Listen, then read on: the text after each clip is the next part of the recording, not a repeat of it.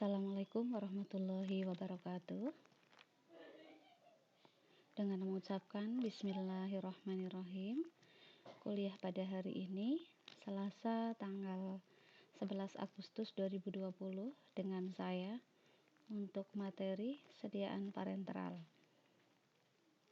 atau LVP untuk hari ini disebut dengan sediaan volume besar. Contohnya adalah infus. Oke. Sebelumnya, mudah-mudahan semua teman-teman dalam kondisi sehat ya. Masih dalam masa new normal untuk kondisi COVID-19. Teman-teman semuanya tetap jaga kesehatan, patuhi protokol kesehatan. Tapi untuk beberapa kabupaten sudah akan dilaksanakan pembelajaran secara langsung ya, namun sampai dengan hari ini untuk Kebumen belum dilaksanakan pembelajaran secara langsung. Oke, sebagai pengantar dari saya tentang sediaan parenteral, misalnya infus ini sering kita jumpai di instalasi farmasi rumah sakit penggunaannya untuk pasien rawat inap ya. Nah, peran kita sebagai farmasis nanti di sini, kita dalam instansi farmasi kita akan menyediakan sediaan infus ini. Namun kaitannya dengan pembuatan sediaan steril ini yang tentunya dilaksanakan di industri farmasi dengan protokol pembuatan steril. Kemarin sudah disampaikan materi tentang cara sterilisasi ya dengan Bunai. Hari ini kita akan bahas tentang sediaan infus.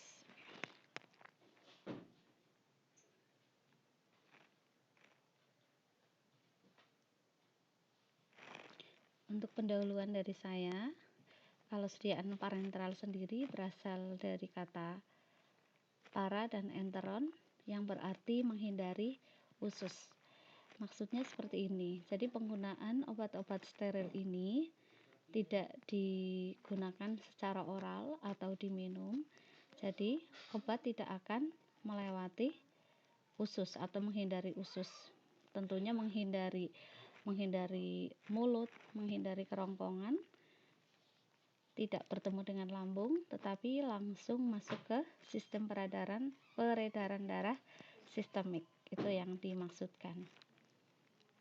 Kemudian sediaan parenteral ini diberikan langsung ke dalam jaringan, rongga jaringan atau kompartemen tubuh secara suntik.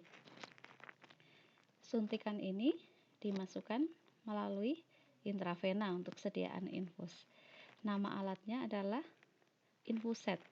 Ini bisa didapatkan di apotek.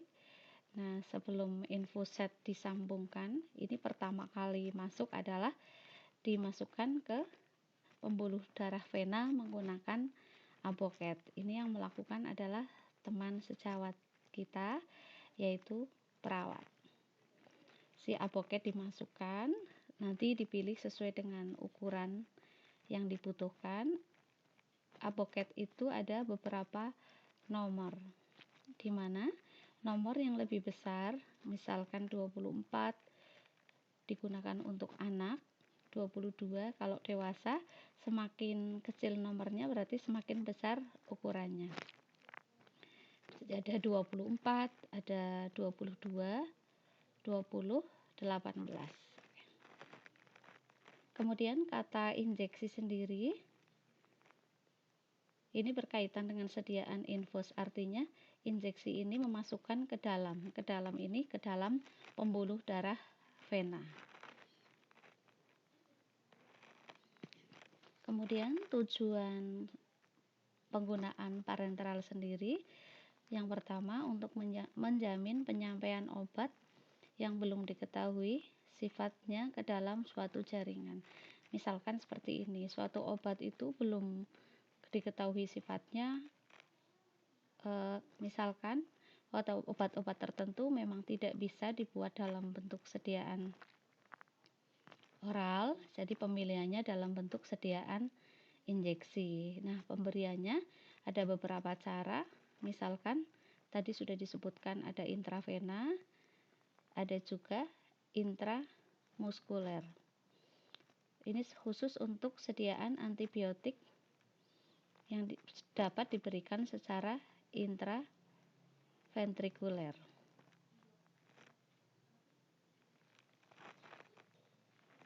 Kemudian yang kedua tujuannya yaitu untuk memungkinkan pengendalian langsung terhadap beberapa parameter farmakologi tertentu, misalkan dari sifat obat, waktu tundanya, kemudian kadar puncak obat dalam darah itu tercapai dalam waktu berapa, kemudian kadar dalam jaringan.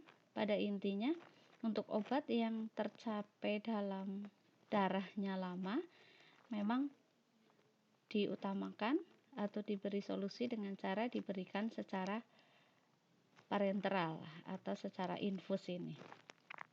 Yang ketiga, tujuannya untuk menjamin dosis kepatuhan terhadap pemberian obat, khususnya untuk pasien rawat jalan. Maksudnya seperti ini, kalau pemberian sediaan infus kan bukan pasien sendiri yang melakukan, tetapi adalah tenaga medis. Jadi memang penggunaannya harus patuh.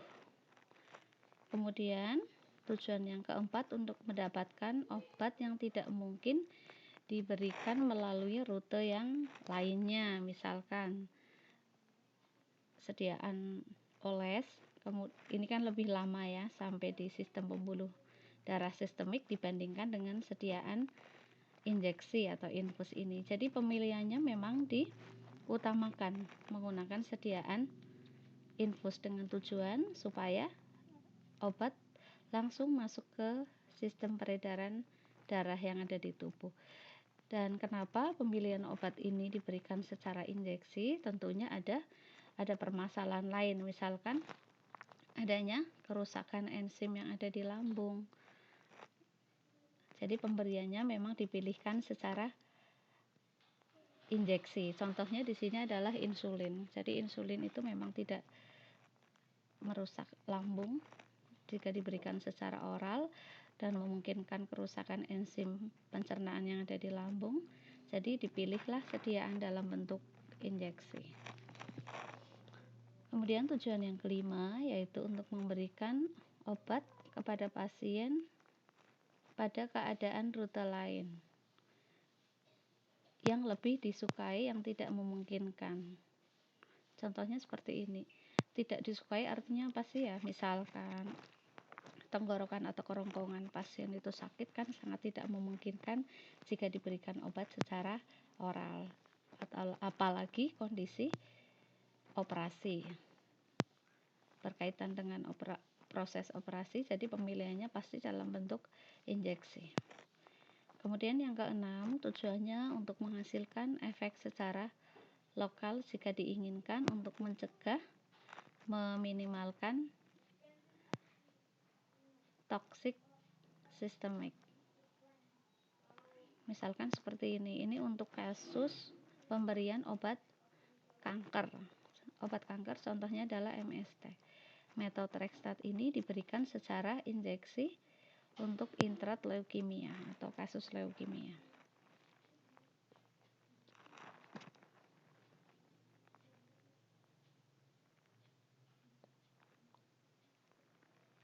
Kemudian tujuan yang ketujuh, untuk pemberian obat pada penderita yang tidak sadar. Misalkan penderita dalam kondisi pingsan, kejang, pingsan, ini juga pemberian injeksi ini menjadi pilihan.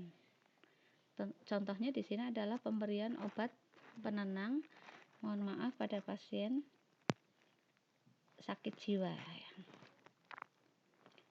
Kemudian yang kedelapan, untuk memperbaiki dengan cepat cairan tubuh atau ketidakseimbangan elektrolit yang ada di tubuh. Misalkan diare, terlalu dehidrasi, jadi ini dibutuhkan nutrisi keseimbangan tubuh yang cepat. Tentunya pemberian obatnya kalau diminum tidak mungkin ya terlalu lama, jadi diberikan secara infus. Kemudian yang terakhir, untuk mendapatkan efek lokal yang diinginkan. Jadi efek lokal tetapi menggunakan injeksi. Contohnya di sini adalah pemberian obat bius pada pencabutan gigi atau pada pasien sunat. Jadi yang diberi anestesi adalah anestesi lokal saja. Contoh yang lain untuk pembedahan yang bisa dilakukan secara lokal atau anestesi lokal pada sesar ya. Jadi untuk sesar sekarang lebih canggih teknologinya, tidak dilakukan bedah secara tidak dilakukan pembiusan secara total, tetapi hanya pemilihannya lokal. Jadi pasien bisa melihat bahwa dirinya sedang disesar. Baik, saya lanjutkan. Keuntungan sediaan parenteral volume besar ini memiliki onset mula kerja yang cepat, tentunya untuk sampai ke sistem peredaran darah lebih cepat ya. Kemudian efek obat dapat dipastikan, maksudnya ini katanya dengan bahasa diramalkan, tapi maksudnya dipastikan sampai. Kemudian dikehendaki bioavailabilitas yang sempurna.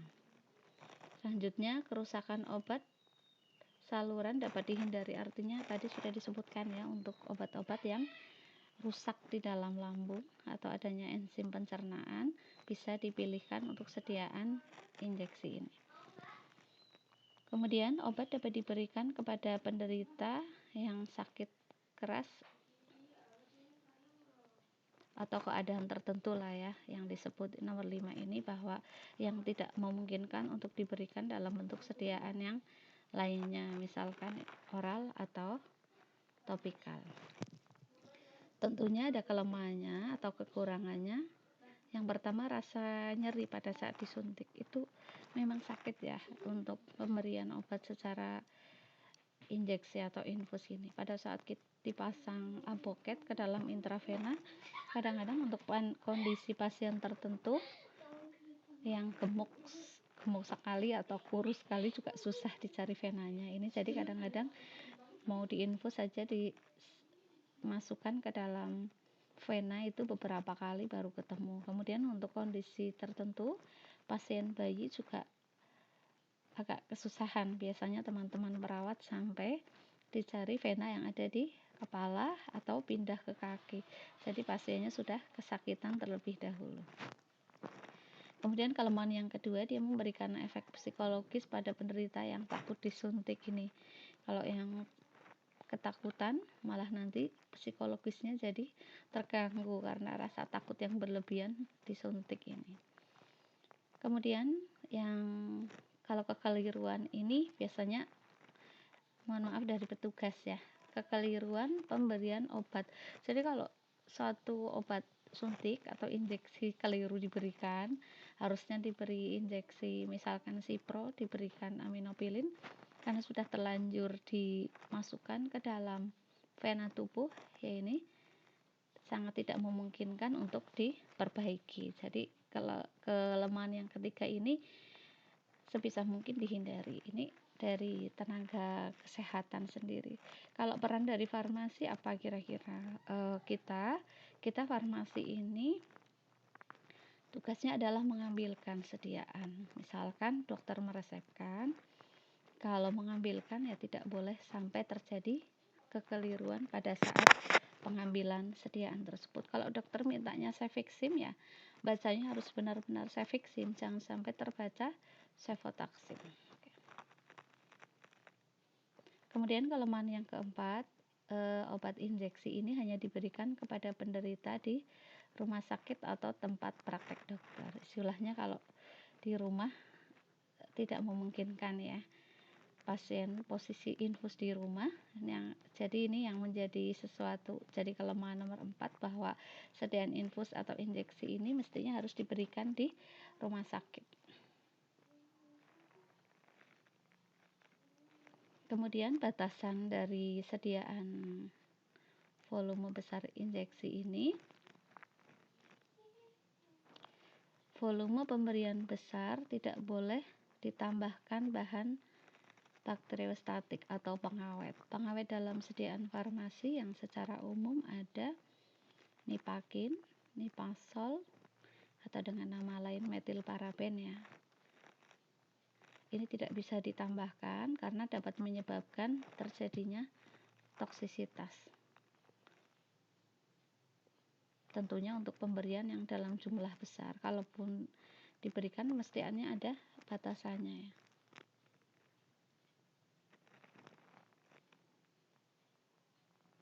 Kemudian si larutan volume besar steril ini digunakan sebagai bahan pembawa.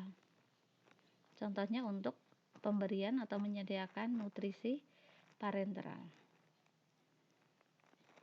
Kemudian syarat untuk sediaan ini untuk LVP atau sediaan volume besar ataupun kecil syaratnya sama ya. Jadi harus steril, kemudian bebas pirogen, bebas partikel, kemudian dikemas dalam kemasan dosis tunggal,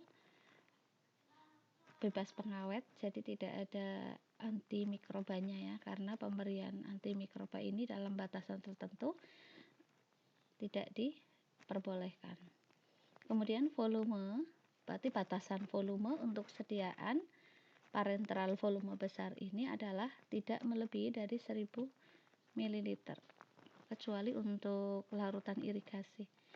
Larutan irigasi yang biasa digunakan di rumah sakit yang contohnya NaCl itu satu pasien bisa penggunaannya bisa lebih dari 24 flash atau botol, tapi tergantung kebutuhan juga. Jadi memang khusus untuk larutan irigasi direkomendasikan boleh lebih dari 1000 ml. Contohnya ini NaCl. NaCl sendiri adalah satu botol 500 ml.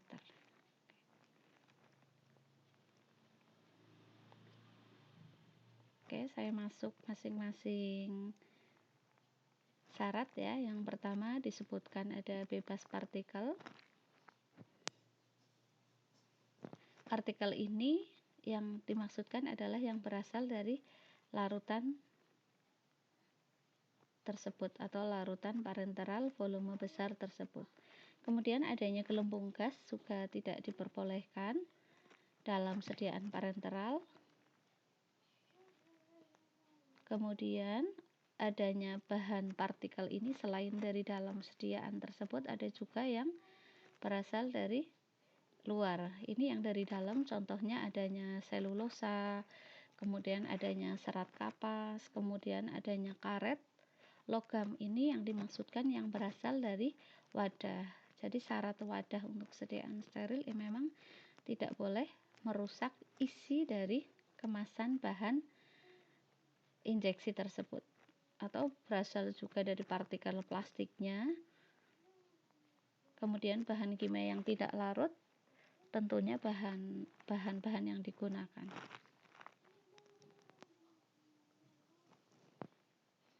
Ini partikel, kemudian ada istilah tonisitas. Dia mempunyai tekanan osmosis yang sama dengan tekanan osmosis yang ada di dalam darah untuk sediaan parenteral tersebut.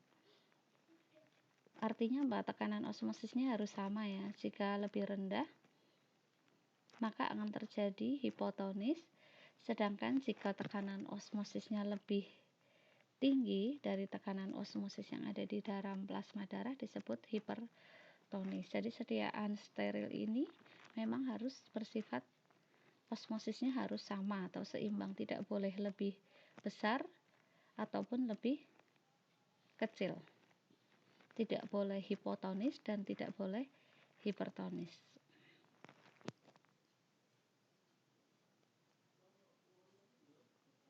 Ini kaitannya dengan pecahnya pembuluh darah yang ada di pembuluh darah ya, jika terjadi tidak seimbang osmosisnya.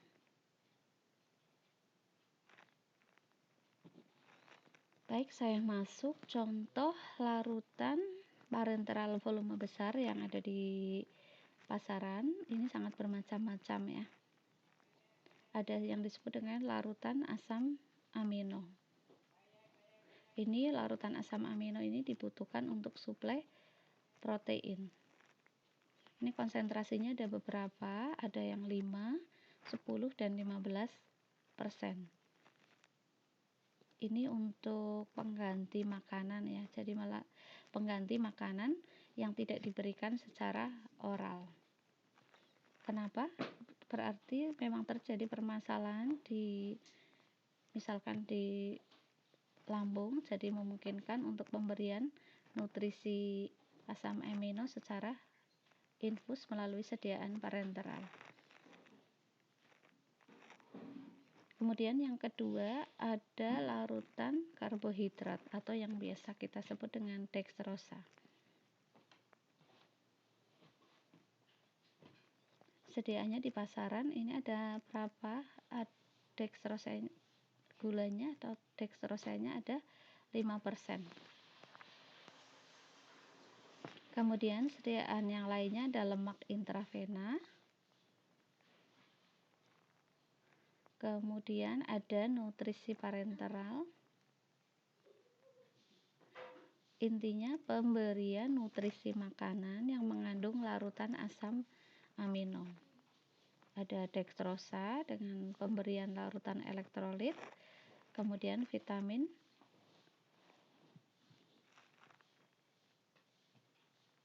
kemudian untuk sediaan NaCl sendiri yaitu 0,9%. Ya, NaCl ini yang biasa digunakan untuk irigasi tadi ya, dengan ketentuan boleh lebih dari 1000 ml.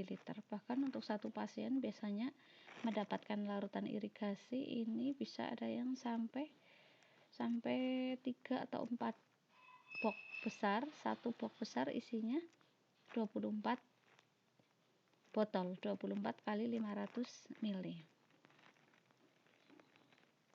Kemudian ada juga pengganti cairan, ini untuk kasus dehidrasi.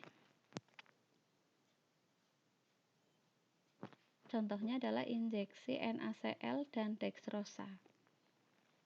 Kemudian ada darah dan produk darah. Ini diberikan secara intravena dalam keadaan pasien misalkan pendarahan, kemudian ada kasus shock, kehilangan protein yang berlebihan. Nah, pemberian khusus sediaan darah ini atau produk darah ini tidak boleh dicampur dengan pemberian obat.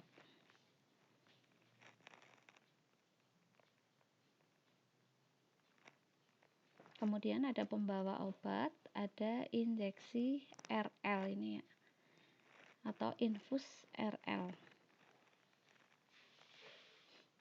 Kemudian syarat sediaan parenteral harus steril. 2. Bebas dari partikel asing, bebas pirogen, stabilitas, tonisitas, kejernihan, dan pH yang dikehendaki. Jadi nanti untuk teman-teman yang praktikum sterilnya mungkin ditunda karena masih pandemi COVID-19. Nanti kalau sudah memungkinkan, mudah-mudahan di bulan September kita sudah bisa praktikum. Nanti untuk syarat sediaan atau evaluasi sediaan akan kita praktekkan bersama. Kemudian ada istilah evaluasi sediaan. Jadi di sini ada evaluasi secara fisik sediaan, kemudian evaluasi kimia, yang ketiga ada evaluasi biologis. Yang pertama, evaluasi fisik ini ada uji bebas partikel, kemudian ada penetapan pH, kemudian ada uji kejernihan, uji kebocoran, kemudian evaluasi kimianya. Ini sesuai dengan yang ada di Farmakope Indonesia untuk masing-masing sediaan ya. Ada identifikasi dan ada penetapan kadar. Nanti untuk masing-masing produk obat bisa dibuka di Farmakope Indonesia. Kemudian ada uji biologi. Di sini yang istilahnya dengan uji sterilisasi, pada intinya bahwa sediaan itu harus tidak ada bakteri atau mikroba yang ada di dalamnya, akan dievaluasi dengan uji biologi. Di sini ada uji sterilitas, Jadi bahan alat dan bahan yang akan diformulasikan dalam sediaan steril harus dalam kondisi steril. Jadi nanti teman-teman jika praktikum, bahan yang digunakan harus steril, alatnya juga harus steril sebelum digunakan. Ruangannya juga harus ruangan dalam kondisi steril. Mungkin untuk ruangan sudah disampaikan ya, ada pemilihan LAF, aliran udaranya juga harus diperhatikan. Kemudian dari personal bagian produksi juga harus diperhatikan bagaimana penggunaan alat pelindung diri dari penutup kepala, kemudian ada kacamata, kemudian menggunakan masker, baju khusus pelindung diri, sepatu, semuanya dalam kondisi steril. Jadi sebelum masuk di ruang steril juga harus ada ruang persiapan untuk sebelum masuk ke ruangan. Jadi petugas harus dalam kondisi atau penggunaan baju APD dan lainnya harus sesuai dengan prosedur yang ditetapkan. Kemudian ada uji endotoksin bakteri. Jadi sediaan steril tidak diperbolehkan ada pertumbuhan bakteri yang ada di dalamnya. Jadi harus diuji yang disebut dengan uji endotoksin. Tujuannya di sini untuk mendeteksi endotoksin bakteri yang mungkin terdapat pada suatu sediaan parenteral tersebut. Kemudian ada uji pirogen untuk volume sekali penyuntikannya, ini untuk sediaan injeksi ya. Prinsipnya pengukuran kenaikan suhu. Oh, ini pada hewan uji maksudnya. Pada saat pengujian ya. Jadi menggunakan hewan ujinya kelinci. Kalau mahasiswa mau mengambil vena dari kelinci, misalkan di hewan uji tikus juga ada yang paling mudah yaitu di ekor dari tikus. Kemudian ada uji penetapan potensi antibiotik untuk sediaan antibiotik. Tujuannya untuk memastikan aktivitas antibiotik tidak berubah selama proses pembuatan larutan. Jadi dikhawatirkan pada saat pembuatan ternyata antibiotiknya khasiatnya atau akan menurun. Ini dipastikan harus tidak boleh seperti ini.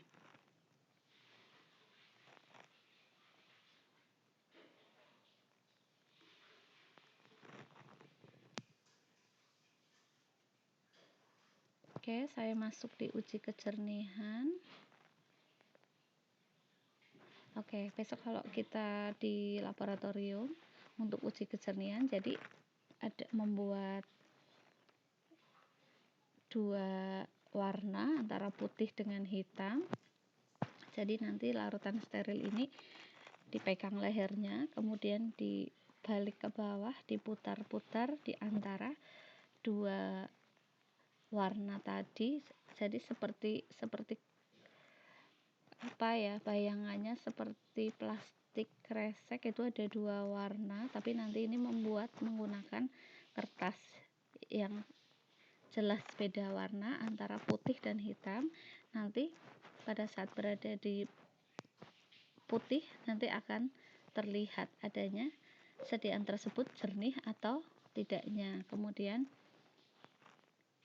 kalau yang secara fisik nanti ada partikel memang harus dipisahkan ya.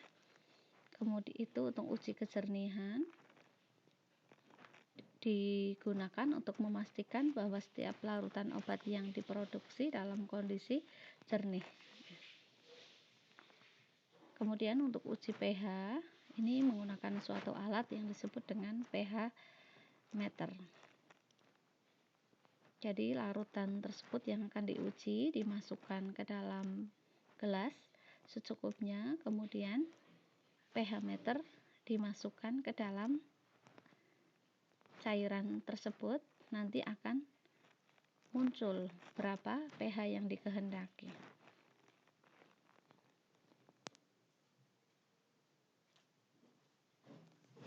Kemudian ada uji kebocoran. Hasil dari produksi injeksi ini dipastikan tidak boleh bocor. Jadi sebelum beredar ke pasaran harus dilakukan uji kebocoran, yaitu dengan pemberian atau menggunakan larutan methylene blue 0,1%. Ini nanti mahasiswa bisa membuat sendiri ya. Jadi methylene blue tersebut dimasukkan ke dalam wadah yang cukup besar, misalkan 1 liter, kemudian ampul-ampul atau vial yang dihasilkan itu dimasukkan ke dalam methylene blue tersebut. Nanti jika sediaan tersebut kondisinya bocor, maka sediaan vial atau ampul kita akan berwarna biru atau kemasukan methylene blue. Tetapi jika tidak, berarti sediaan tersebut tidak bocor. Besok langsung kita praktekkan saja ya. Ini sudah. Oke, baik, saya masuk contoh di formulasi. Bahan aktifnya teopilin ini. Dengan formulasi 2,0 gram, kemudian etilen diamin 0,55 gram, aqua pro injeksi sampai 100 ml. Jadi ini saya ngambil contohnya yang injeksi, nanti mungkin di lain kesempatan saya memberikan contoh untuk sediaan infus yang volumenya 500 sampai 1000 ml. Oke. Kemudian prinsip kerjanya yang pertama harus dihitung tonisitasnya, kemudian membuat aqua bebas karbon dioksida, bebas CO2 ya, kemudian membuat larutan karboabsorben 0,1%. Jadi nanti di laboratorium mahasiswa bisa membuat sendiri atau biasanya sudah dibuatkan sama laboran, tetapi harus tahu perhitungannya bagaimana cara pembuatan larutan karboabsorben 0,1%. Oke, tonisitasnya bisa diperhatikan untuk rumus di perhitungannya. Kemudian yang kedua, menyiapkan aqua bebas karbon dioksida atau CO2. Yang ini dengan cara kita mengambil aquades kemudian dididihkan dengan cara ditutup menggunakan panci yang tertutup kemudian didinginkan. Ini yang disebut dengan aqua bebas karbon dioksida. Kemudian larutan yang harus disiapkan yang lainnya yaitu larutan karboabsorben 0,1%.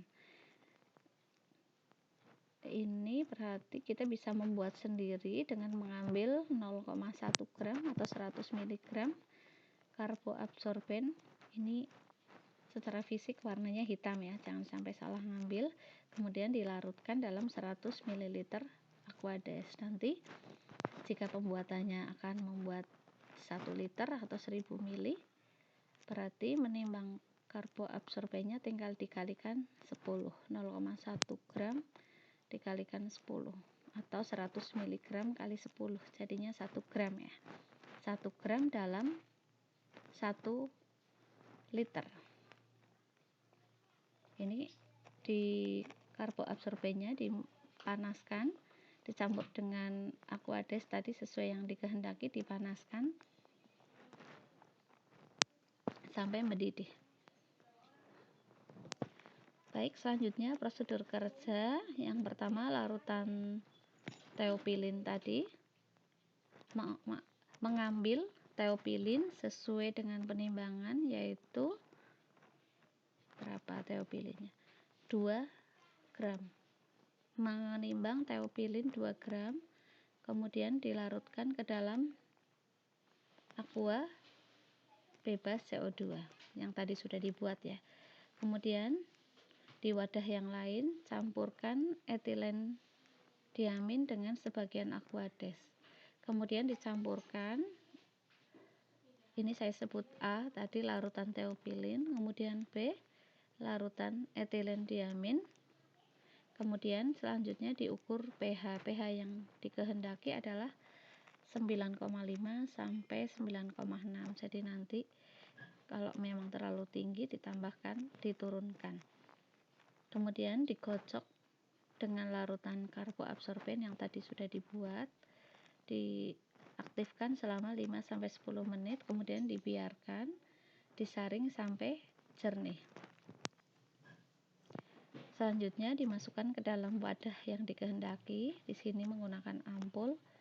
Kemudian ditutup dan disterilkan menggunakan autoclave. Suhunya pada suhu 120 menit selama 120 derajat selama 20 menit.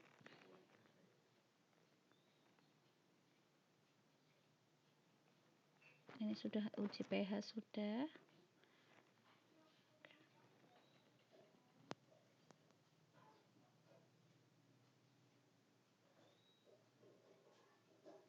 Oke. Formulasi sudah, evaluasi sediaan sudah. Baik, itu yang dapat saya sampaikan.